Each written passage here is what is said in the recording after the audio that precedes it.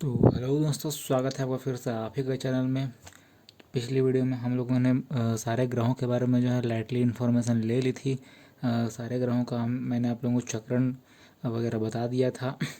उनके फेमस उपग्रहों के नाम भी आपको आप लोगों को बता दिया था। और जो बाकी जो उनके बच गए थे उनके बारे में कुछ जानकारियाँ जो बच गई थी उन्हें आज हम इस वीडियो में कंप्लीट करने वाले हैं। धीरे धीरे आगे बढ़ने वाले हैं। उल्का और उल्का पिंडों के बारे में भी आज हम पढ़ने वाले हैं। लेकिन इन सब को शुरू करने से पहले आज हम पहले जो है घूर्णन, रोटेशन और रिवोल्यूशन के बारे में थोड़ा सा जान लेंगे। ठीक है, तो पहला जो हमारा टॉपिक यहाँ शुरू होता है वो रोटेशन और रिवोल्यूशन से होगा। ये इसको इसके इससे बताने का मोटिव इतना है कि इसके बारे में आप लोगों को आगे जानकारी और मिलनी है। इस वजह से पहले हम इन दोनों के बारे में जान लेते हैं। तो चलिए फिर एक साथ शुरू करते हैं। ठीक है, रोटेशन रोटेशन का हिंदी में मतलब होता है घूर्णन। ठीक है, घूर्णन। तो घूर्णन किसे कहते हैं? कोई चीज़, वस्तु या फिर इंसान कुछ भी अगर वो अपने ही जगह पे घूमता है तो उसे हम रोटेशन या फिर घूर्णन कहते हैं। जैसा कि आप अपना नज़र ऊपर उठा के देख लीजिए सीलिंग फैन की ओर, वो अपनी और अपनी ही एक ही दिशा में जो है वो घूम रहा है, अपनी जगह में वो घूम रहा है। तो आपका पंखा हो जाएगा रोटेशन का एग्जाम्पल। अपनी जगह पे घूमना, अपनी जगह पर घूमना, ठीक है, रोटेशन कहलाता है। और रिवोल्यूशन इसका मतलब होता है परिक्रमण। ठीक है, हिंदी में परिक्रमण। तो परिक्रमण का मतलब होता है परि मतलब बाहर या फिर चारों ओर, किसी भी चीज़ के चारों ओर, परि या बाहर, है ना। तो परिक्रमण मतलब किसी भी चीज़ का चारों ओर से चक्कर लगाना, किसी का भी चारों ओर से चक्कर लगाना परिक्रमण कहलाता है। जैसा कि हमारे सारे ग्रह हमारी सूरज का जो है चक्कर लगाते हैं तो उसे हम परिक्रमण कहते हैं। ठीक है, किसी का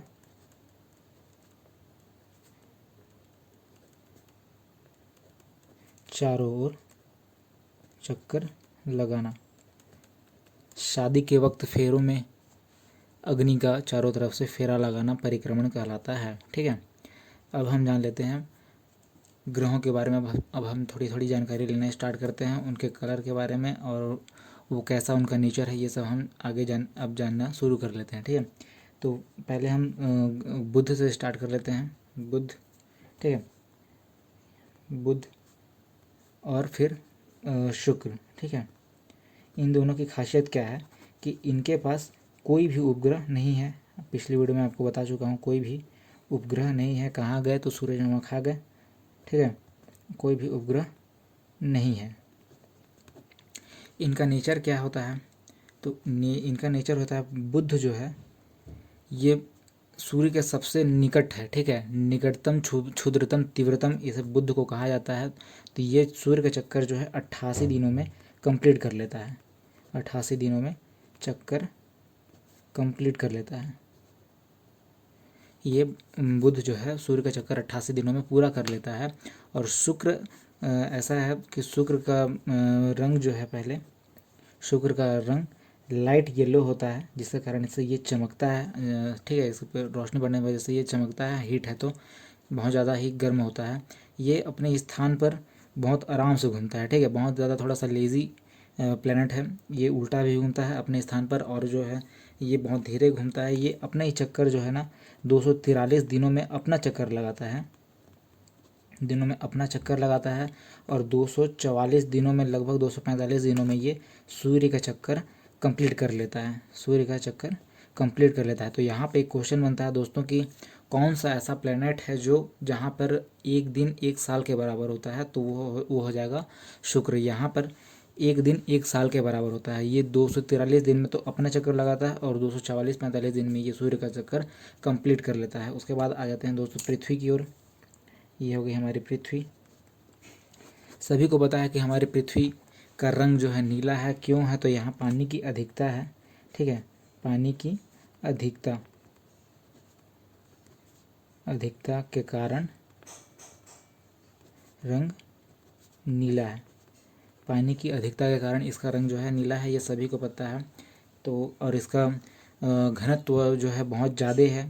प्लैनेट्स में अगर सबसे ज़्यादा घनत्व है वो तो वो हमारी पृथ्वी का है। इसका घनत्व जो है 5.5 ग्राम पर सेंटीमीटर क्यूब है। अब ये कैसे निकाला जाता है इसके बारे में भी आपको बता दिया जाएगा आगे, बस अभी इतना ही जानिए कि इसका घनत्व जो है 5.5 ग्राम पर सेंटीमीटर क्यूब होता है। और इसका जो उपग्रह है वो है मून चंद्रमा, ठीक है। इसके बाद आ जाते हैं हमारे मंगल, ठीक है। तो मंगल का रंग जो है वो होता है लाल रंग। क्यों होता है? आयरन ऑक्साइड की मात्रा बहुत ज़्यादा है, ठीक है। आयरन ऑक्साइड की मात्रा बहुत अधिक है। आयरन ऑक्साइड की मात्रा अधिक होने के कारण इसका रंग जो है वो लाल हो जाता है, ठीक है। और जैसा कि आप लोगों को पता है कि इसके पास 2 उपग्रह होते हैं, फोबोस और डीमोस। डीमोस जो होता है ये पूरे सौरमंडल का, पूरे ग्रहों में जितने उपग्रह हैं सबसे छोटा जो उपग्रह होता है वो डीमोस का साइज होता है ये, ठीक है। ये ये पूरे सौरमंडल का सबसे छोटा उपग्रह है, ठीक है। ये आप लोग नोट्स में लिख लेंगे। ये क्वेश्चन पूछा जाता है, रंग लाल होता है, क्यों लाल होता है? आयरन ऑक्साइड की अधिकता के कारण इसका रंग जो है लाल हो जाता है, ठीक है। और इसकी एक और खासियत है कि मंगल पर एक पर्वत है जिसका नाम है मिक्स ओलंपिया। मंगल पर जो पर्वत है उसका नाम है मिक्स ओलंपिया, इसका नाम है, ठीक है। अब आ जाते हैं हम आगे बृहस्पति की ओर। बृहस्पति जानते होंगे ये बहुत बड़ा ग्रह है, ठीक है। ये मतलब सूर्य के बाद ये आगे सबसे बड़ा ग्रह ये बृहस्पति है। इसका रंग जो होता है ऑरेंज होता है, ऑरेंज रंग, ऑरेंज कलर का होता है। ये पूरे सौरमंडल में सबसे तेज़ी से अपना चक्कर कंप्लीट कर लेता है। जैसा कि हमारा पृथ्वी जो है 24 घंटे लगाता है अपना एक चक्कर पूरा करने में, हमारे यहाँ दिन रात 24 घंटे का होता है, वैसे ही ये अपना चक्कर जो है 9.5 घंटे में कंप्लीट कर लेता है। यहाँ एक दिन जो होता है 9.5 घंटे का होता है, सबसे स्पीड घूमता है। इसका भी जो है फेमस उपग्रह है वो है उपग्रह गनीमेड है, आप लोगों को बता दिया गया था गनीमेड। ये पूरे सौरमंडल में सबसे बड़ा उपग्रह गनीमेड है, ठीक है, जो है बृहस्पति का है। अब इसके बाद आ जाते हैं हम शनि की ओर। इसके बाद आ जाते हैं हम शनि, ठीक है। शनि, इसका रंग जो है गोल्डन है, सुनहरा कलर है, ठीक है, सुनहरा रंग है। और इसमें जो है इसकी खासियत ये है कि ये सबसे कम घनत्व का है। शनि का घनत्व जो है, घनत्व सबसे कम है। ये पानी में भी नहीं डूबता है। इसके चारों ओर छल्ले पाए जाते हैं, ठीक है। इसके चारों ओर छल्ले पाए जाते हैं 7, चारों ओर इसके छल्ले पाए जाते हैं 7। वो छल्ले किसके होते हैं? तो इसके ही कुछ टुकड़े होते हैं, कुछ धूल के कण होते हैं जो विस्फोट के कारण बने हुए होते हैं, जो इसके चारों ओर चक्कर लगाते रहते हैं, इन जिनकी संख्या है 7, ठीक है। और इसका जो है सबसे फेमस उपग्रह है, आप लोगों को पता है टाइटन, मूवीज़ बन चुकी हैं इनके ऊपर। टाइटन फेमस उपग्रह, ठीक है। टाइटन जो है इसका सबसे ज़्यादा फेमस उपग्रह है। अब हम आ जाते हैं चलो अरुण की ओर। जैसा कि आप लोगों को पता है कि अरुण की खोज जो है, अरुण ये अरुण है, ठीक है। जैसा कि आप लोगों को पता है कि इसकी खोज जो है सबसे लेट में हुई है, सबसे आखिर में हुई है, लगभग आखिर में हुई है। इस कारण से इसे आधुनिक ग्रह कहा जाता है, आधुनिक ग्रह के नाम से जाना जाता है। और इसके चारों ओर भी जो है इसके चारों ओर भी छल्ले पाए जाते हैं, चारों ओर इसके चारों ओर भी छल्ले पाए जाते हैं, जिनकी संख्या है शनि से कम 5, ठीक है। इसका रंग जो होता है हल्का, मतलब लाइट, इसका रंग होता है लाइट ग्रीन, हल्का हरा और नीला होता है। क्यों होता है? तो इसमें जो है मीथेन की अधिकता है, मीथेन गैस की अधिकता, मीथेन गैस की अधिकता के कारण इसका रंग जो है हल्का लाइट हरा नीला है और इसे लेटा हुआ ग्रह कहा जाता है, क्योंकि इसका ये अपने अक्ष से जो है 80 डिग्री पर झुका हुआ है, लगभग लगभग उल्टा है, समझ सकते हैं। ठीक है, 80 डिग्री पर जो है झुका हुआ है, ये अपने अक्ष से 80 डिग्री पर जो है झुका हुआ है, इस कारण से इसे जो है लेटा हुआ ग्रह भी कहा जाता है। फिर आखिरी में आ जाते हैं हम, और इसका जो है फेमस उपग्रह है वो है ट्रिटिनिया। ठीक है, ट्रिटिनिया, ट्रिटिनिया फेमस उपग्रह, ट्रिटिनिया इसका फेमस उपग्रह है। इस और ये 80 डिग्री पर झुका हुआ होने के कारण इसे जो है लेटा हुआ ग्रह भी कहा जाता है। इसके बाद आ जाते हैं हम वरुण की ओर। ठीक है, वरुण जो है सबसे आखिरी में आता है, सबसे लेट में आता है, और ये सबसे सूर्य का चक्कर जो है सबसे आखिरी में लगाता है। सूर्य का चक्कर लगाने में इसे लगभग सूर्य का चक्कर लगाने में इसे 145 साल का वक्त लग जाता है। सूर्य का चक्कर ये 145 दिनों में लगाता है, मतलब 145 साल में लगाता है, मतलब यहाँ एक दिन 145 साल के बराबर होगा। ठीक है, और ये सबसे ठंडा उपग्रह है, ठंडा ग्रह है, ये सबसे ठंडा ग्रह है और सबसे आखिर में आता है, और इसका रंग भी जो है वो हल्का हरा नीला होता है। इसमें भी जो है मीथेन गैस की अधिकता होती है। ठीक है, ये हो गए थोड़े सारे हमारे ग्रहों के इंट्रोडक्शन हो गया।